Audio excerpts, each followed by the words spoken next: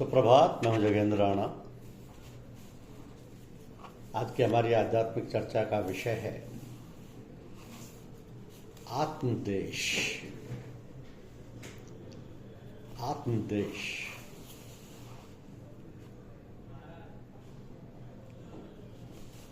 जरा पूछो तो अपने दिल से कि प्रियतम कौन है? कौन है तुम्हारा सबसे प्रिय, प्यारा, जिसको तुम सबसे अधिक चाहते हो? ये बात बहुत कठिन है जानना समझना कि प्रियतम कौन है, क्या है। तो हमारे अंतःस्थल में बहुत सी बातें, बहुत सी वस्तुएं और न जाने क्या क्या समाया रहता है। इन बातों में कोई एक न एक वस्तु ऐसी होती है जिसको हम बहुत दुराव और छिपाव कर रखते हैं। कोई जानने ना पाए, कोई समझने ना पाए, ऐसी कोई ना कोई एक जिसको व्यक्ति स्वयं हर समय जानता समझता नहीं है। किंतु जब कोई ऐसा समय आता है कि हम बहुत गंभीर चिंतन में होते हैं तो वह एक हमारे सामने, हमारे विचार में, ध्यान में एकदम से आ जाती है और हम अंतर मन से कहने लगते हैं, सोचने लगते हैं कि चाहे कुछ भी हो जाए, चाहे सब कुछ चला जाए, किंतु बस ये एक तो हमारे पास हमारे लिए अवश्य बनी रहे। और हम भगवान से बड़ी अनुनय विनय करने लगते हैं। और इसी बात को लेकर एक बार चच्चा जी महाराज ने कहा कि लोग मन तो दे देते हैं मगर निजमन नहीं देते।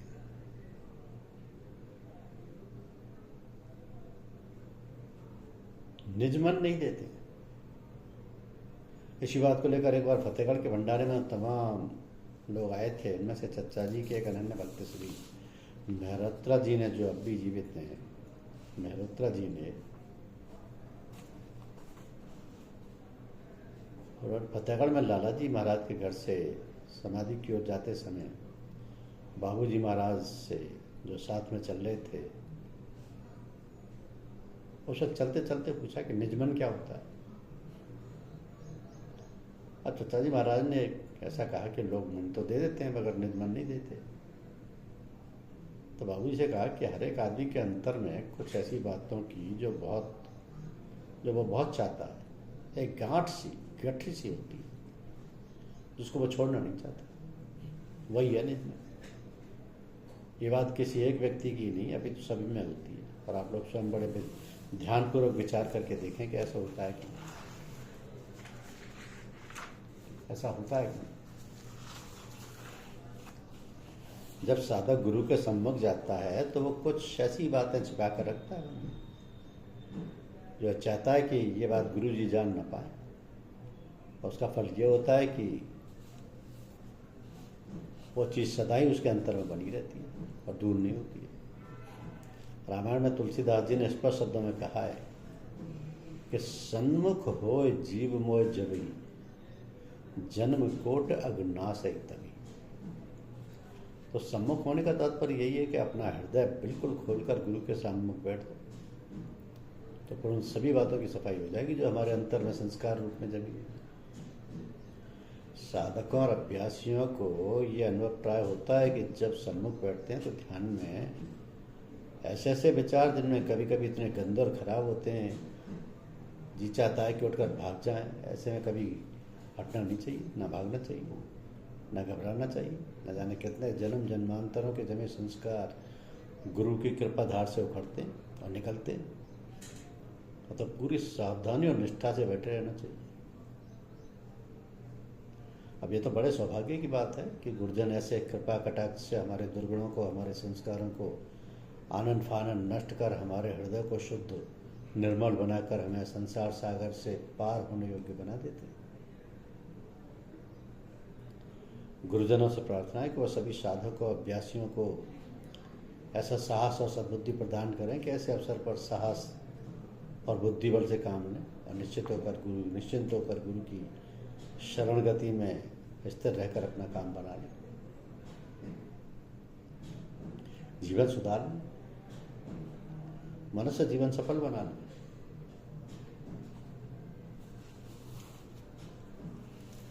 एक सज्जन अभी अमेरिका गए थे, वहाँ लगभग 2.5 वर्ष रहे। अपने कार्य के अतिरिक्त उन्होंने वहाँ की अन्य गतिविधियों के विषय में भी जानकारी दी। उन्होंने बताया कि अमेरिका एक धनी देश है, वहाँ सुख सुविधाओं के प्रचुर साधन उपलब्ध हैं, टेलीफोन, कार, अच्छे अच्छे वातानुकूलित मकान अधिकांश लोगों के पास हैं। परंतु ये सब होते हुए भी जो बात अपनी भारतवर्ष में है वो और देशों में नहीं है, जिसे हम वास्तविक स्वतंत्रता कहते हैं। और मानसिक वातावरण वहाँ पर नहीं है। यहाँ जिस प्रकार का प्रेम भाव आपस के लोगों में है और सब एक दूसरे के सुख दुख में साथ देते हैं तथा समय एवं सामर्थ्य के अनुसार एक दूसरे के प्रति जो उच्च विचार रखते हैं, इन सब का वहाँ अभाव है। ये तथ्य वहाँ उन्हें बराबर खटकता है। अपने देश में जो सुख और समृद्धि है उसका अन्य देशों पर कोई मुकाबला नहीं। तो सुख और दुख का भाव आपके अंतर में ही स्थित होता है।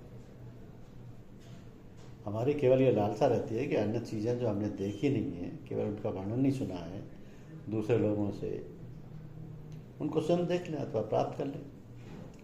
वस्तुतः जो प्रेम, शांति और गुण हमारे अंदर हैं, उन्हीं का स्थानांतरित रूप हम बाहर देखते हैं। ये समझने का प्रयत्न नहीं करते कि ब्रह्मांड का वयांश हमारे अंदर समाया हुआ है और उसी की प्राप्ति हमारा लक्ष्य है।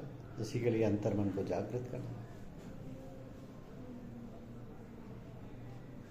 तो नरक तृष्णा यही तो है कि हम दौड़ते रहते हैं उस जल की झूठी परछाई की ओर जो सत्य की श्रेणी से बहुत दूर है, और फिर भी उस परछाई के जल को प्राप्त करने के लिए मृग दौड़ता रहता है, परंतु इसकी तृष्णा तो समाप्त होती नहीं,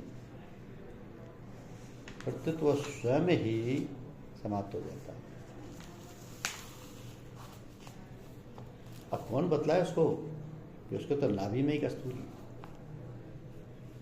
यही दशा मनुष्य की कि सब कुछ उसके अंतर में होते हुए भी वो नरक तृष्णा की भक्ति इधर से उधर भागते दौड़ते हुए इस अमूल्य जीवन का अंत कर लेता है। इस प्रकार जब हमें एक ज्ञान हो जाता है कि जो परम सत्य है, अमूल्य है, वो हमारे अंतर में ही है, कहीं और खोजने की आवश्यकता ही नहीं है, तब हम स्थिर मन द्वारा शांति एवं धैर्य पूर्वक उस रत्न को प्राप्त करने का प्रयास करते हैं। तो इस अंतर मन के अमूल्य रत्न को प्राप्त करने का साधन है आत्मदर्शन।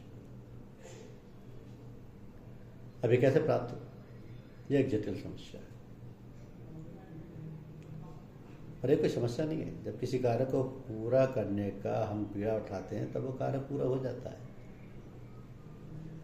कहावत है कि टू बिगिन इज ऑफ्टन, अर्थात कार्य के आरंभ मात्र से कार्य का आधा भाग पूरा हो जाता है। हमें कार्य में अनवरत लगे रहने से की क्रिया को समझ लेना चाहिए, और जिसके जानकार हैं, जिनके पास जाने से और सत्संग करने से आपके विचारों में निर्मलता आती है, उनसे उन विषय में जानकारी कर लेनी चाहिए और प्रतिदिन योग नियमानुसार बतलाई हुई साधन प्रक्रिया को करते रहना चाहिए। यही इस जीवन का मोक्ष द्वार है। जिसको न निज गौरव तथा निज देश का अभिमान है, वो नर नहीं, नर पशु निरा है और मृतक समान है। इसका सीधा साधा अर्थ है कि जिस देश में हम पैदा हुए हैं, जो हमारा देश है, जिसका हमें अभिमान होना चाहिए, इसकी उन्नति सुख समृद्धि का हमें पूरा ध्यान होना चाहिए, अपने देश की स्वतंत्रता और रक्षा का प्रबंध हमें देखना पालना चाहिए, ये हमारे लिए गौरव की बात होनी चाहिए और उसमें हमें अपनी प्रतिष्ठा समझनी चाहिए। अब यदि हम और अधिक गहराई से विचार करें, मनन चिंतन करें, तो ये देखेंगे कि हमारा गौरव किसमें है, हमारा निज का अपनेपन का गौरव क्या है। इसके लिए हम जाने समझें कि हम क्या है। शास्त्रों में कहा कि ईश्वर अंश जीव अविनाशी, यानी हम ईश्वर अंश हैं और अंश में अंशी के गुण धर्म होते हैं, और तो वे सब ईश्वरीय गुण व धर्म हमें होने चाहिए। और हमारा निज देश क्या है, जहाँ हमने जन्म लिया है, जहाँ हम पैदा हुए, वो निज देश नहीं है। ये अपना देश क्यों नहीं, ये पराया देश है। ये सोचने समझने की बात है। हम ईश्वर अंश हैं और अविनाशी हैं, तो वह ईश्वरीय देश कहाँ है? वह देश कहाँ है जहाँ वो अविनाशी रहता है? वह देश कहाँ है जिसके हम अंश हैं? ये सब जानकर हमारा बड़ा प्रयास होना चाहिए कि हम भी अपने निज धाम में, अपने निज प्रदेश में पहुँचें। अब ये हमारा अहोभाग्य है, हम धन्य हैं कि हमने इस धराधाम में, इस पृथ्वी पर मनुष्य रूप में, नर रूप में जन्म लिया, या यूँ कहें कि हमारा जन्म हुआ है। हम और भी धन्य हैं, बड़भागी हैं कि हमें सत्संग मिला है, संत सदगुरुओं के सानिध्य का अवसर मिला है। हमें यह सुयोग, यह सुअवसर इसलिए मिला कि हम प्राणपण से, अंतर्मन से निज धाम और निज देश में पहुंचने की पूरी तैयारी करें। उस देश में पहुंचने के लिए हमें जो भी सामान चाहिए, जिस भी वस्तु की आवश्यकता हो, जो भी साधन आवश्यक हो, उन्हें जुटाएं। यही हम सबका पुरुषार्थ होना चाहिए, वरना भविष्य में यह सुयोग मिले ना मिले कौन जानता है। तो मनुष्य जीवन ही ऐसा है, केवल मनुष्य योनि ही ऐसी योनि है कि हम अपने निज देश में पहुंचने की, अपने अंशी परम पिता परमात्मा से मिलने की तैयारी कर सकते हैं। सारा साज सामान जुटा सकते हैं और साधन भजन कर सकते हैं। ये सुविधा अन्य योनियों में, यहाँ तक कि देव योनियों तक में भी उपलब्ध नहीं है।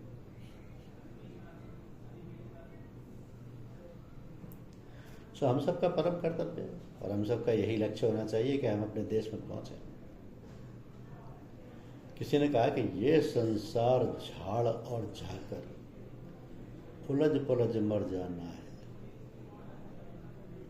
ये संसार कागज की पुड़िया, बूंद पड़े भूल जाना। इस संसार में सब कुछ नश्वर है। यहाँ के प्रत्येक वस्तु और प्रत्येक प्राणी नाशवान है और परिवर्तनशील है।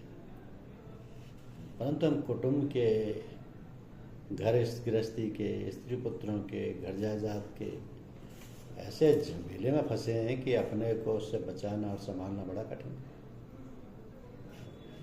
इसी झमेले में, इसी माया जाल में फंसकर ही हम अपने लक्ष्य को भूल गए। तो निज देश और निज गौरव को भूल बैठे हैं।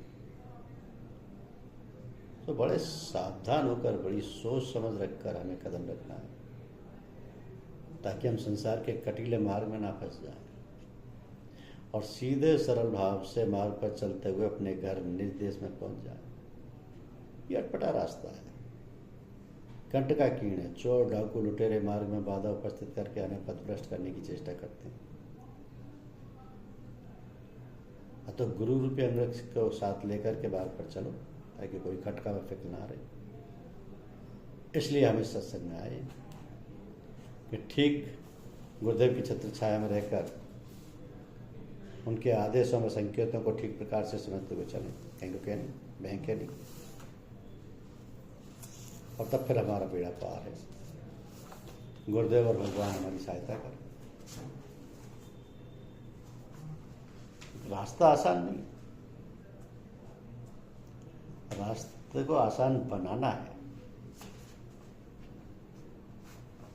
और बनाने के लिए प्रयास करना है।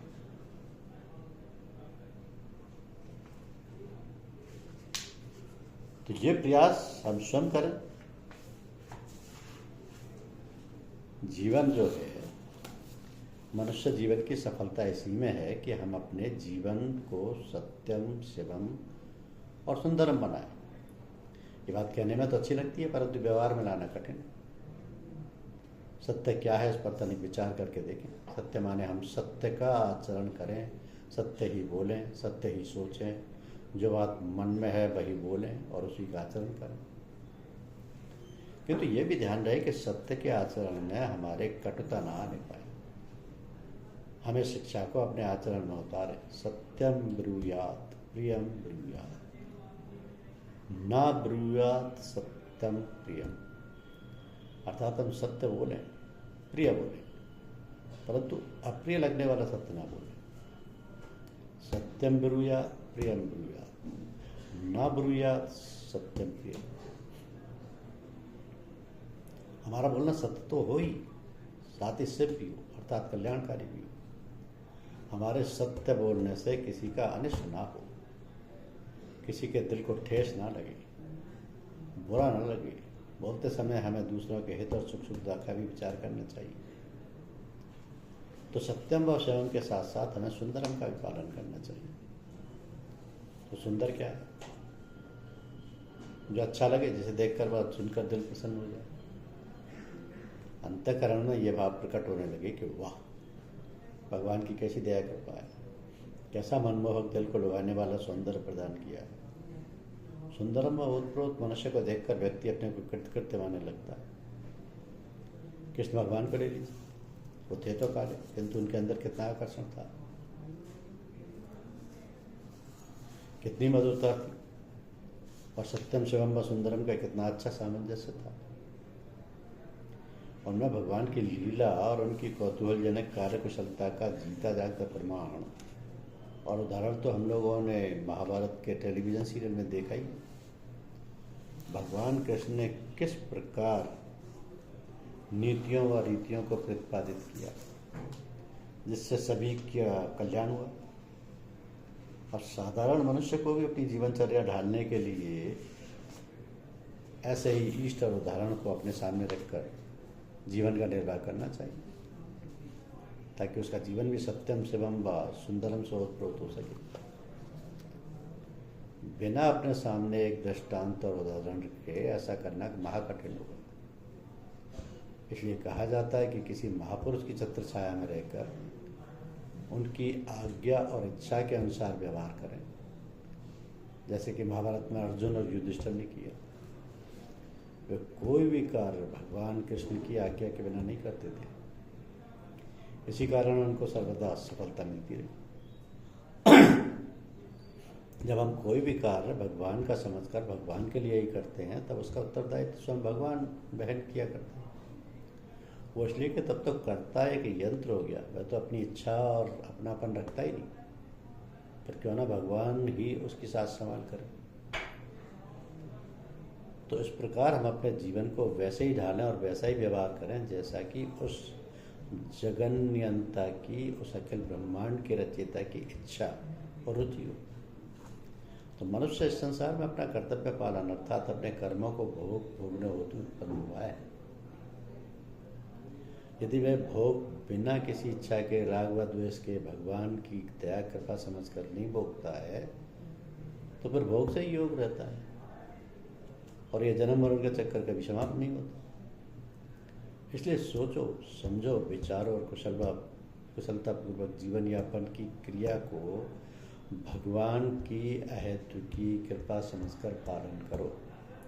इसी में हमारा कल्याण, और इसी प्रकार जीवन यापन करने से हमारा जीवन सत्यम शिवम सुंदरम की ओर अग्रसर होता चला जाएगा। धन्यवाद।